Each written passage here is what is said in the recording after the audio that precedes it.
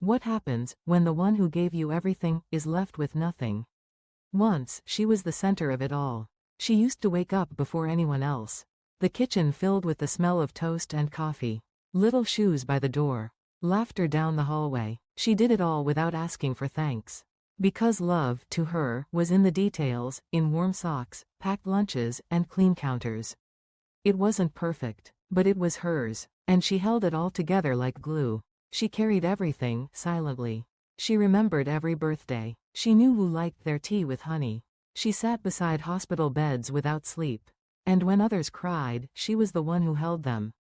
But no one ever asked how she was. And she never said. Maybe she thought that's what mothers do. Maybe she believed that being strong meant being quiet. So she stayed silent, and gave even more. Greater than Bell. If this reminds you of someone you know, consider subscribing. We share quiet stories like this every week, soft but powerful.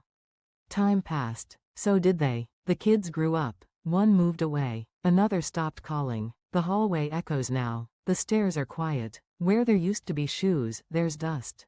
She marks their birthdays on a faded calendar, but no one remembers hers.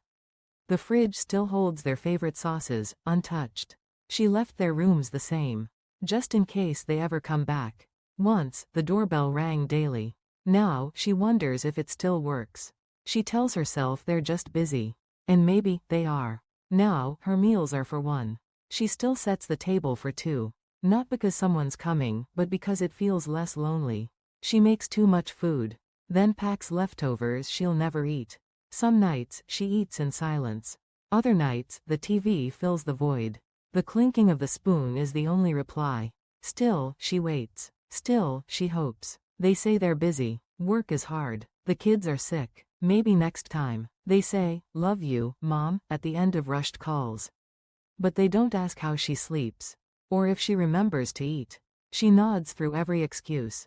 It's okay, she says, over and over again. But in the quiet, she wonders, when did she become a chore instead of a comfort? What hurts isn't being alone. She can handle empty rooms. She can handle a quiet house. But what hurts is being forgotten. What stings is knowing she gave everything, and now, no one even remembers her stories. The bedtime songs, the whispered prayers, she wonders if any of it mattered. If her love was loud enough to be remembered. If anyone still sees her as the heart of a home. And in that wondering, she aches. Quietly, every single day, yet still, she waits. Every night, at 6 p.m., she sets the spoon down gently, and looks at the door. There's no knock, no surprise visitor, but she still listens, because hope doesn't need proof. It only needs a reason. And for her, love has always been reason enough.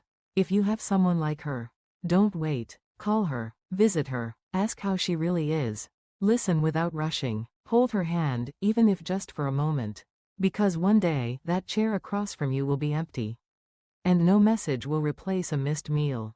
No, "I wish I had," will bring her back. She gave everything. Now it's your turn, to give just a little back. Even 5 minutes today could rewrite her whole week. Don't wait. Because love delayed, as often love lost. Her dreams were simple. She never wanted fame. She never asked for riches. All she ever dreamed of was a full table. Laughter in the kitchen.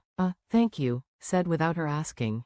A family that remembered, that showed up, just because they wanted to. Her dreams were small, but her love was endless. Some people give quietly. Some people love without asking for anything back. Don't forget them. Not today. Not ever. Subscribe if you believe these stories deserve to be told.